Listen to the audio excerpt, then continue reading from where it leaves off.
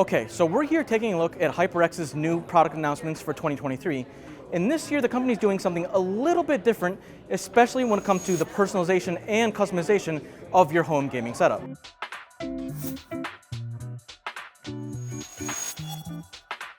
For 2023, HyperX's big push is into personalized 3D printed everything, including keycaps like you see here, headphone stands, mic stands, and more.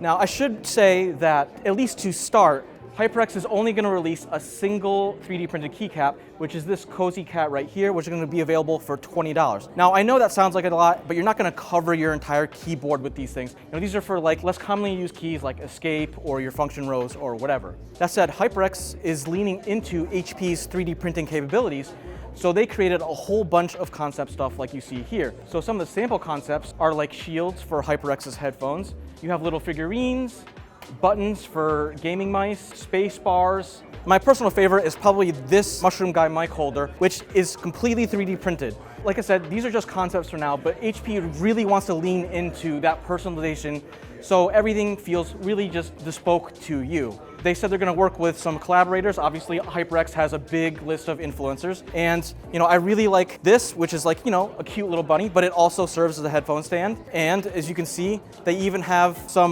more aggressive style headphones, complete with horns. Obviously, you have the animal ears for if that's more your style. And they kind of look like this.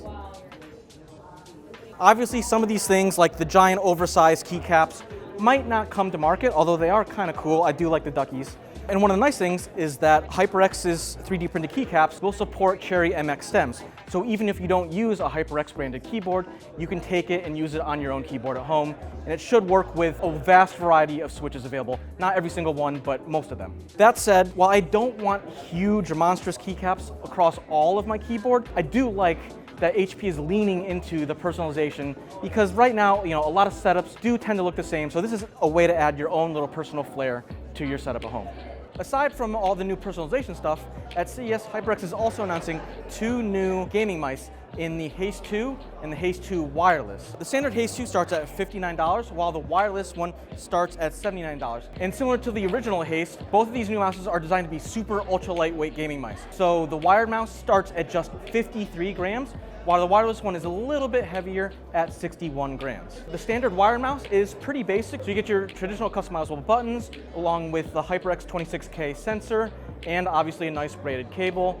And I was kind of surprised. This is so light, it feels like there's nothing inside. It's really kind of shocking. Meanwhile, the wireless mouse uses 2.4 gigahertz and also supports Bluetooth. The big difference is that it comes with a dongle, so you don't have to use any cables. And I think this is something that every wireless mouse maker should do, is that there is a little cubby for the dongle, so you have somewhere to store the dongle when you're traveling or something like that, so you don't lose it. Kudos to HyperX for including that. Battery life looks to be pretty good, with HyperX claiming up to 100 hours of battery life on a single charge, and you still get that same HyperX 26K sensor inside down on the bottom. And finally, we have HyperX's Clutch Gladiate controller, which is HyperX's first officially licensed Xbox controller. Now, one difference from the standard controller is that you can tell it's a little bit smaller, which is actually kind of nice for someone like me who has, more medium to smaller size hands. In the front, the layout is pretty standard, so you get your typical face buttons, your joysticks, and a D-pad. And on the back, you have little switches, so you can change the travel distance of the shoulder buttons. So right now, you have a full deep press,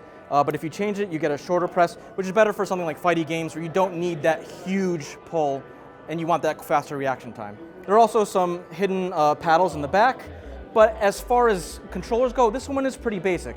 So even though it doesn't have a wire, as you can see right here, it is wired only. So that is one of the downsides. Thankfully, it is pretty affordable, starting at just $35.